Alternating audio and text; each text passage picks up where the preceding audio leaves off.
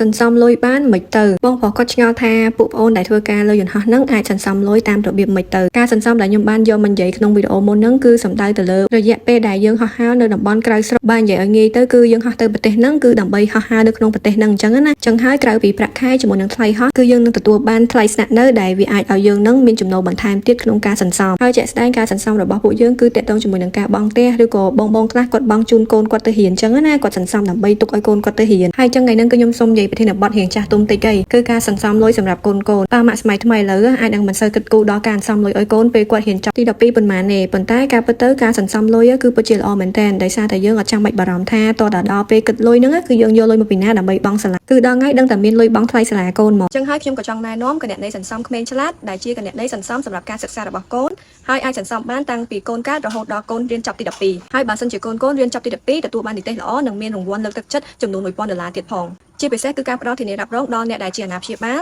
ហើយប៉ាម៉ាក់អាចបើកគណនេយ្យសន្សំនឹងតាមរយៈអមរិត Mobile ដោយខ្លួនឯងហើយផ្ញើ link ទៅកាន់មិត្តភ័ក្តិបងប្អូនឲ្យបើកគណនេយ្យសន្សំក្មេងឆ្លាតនោះអ្នកបើកនឹងទទួលបាន$5000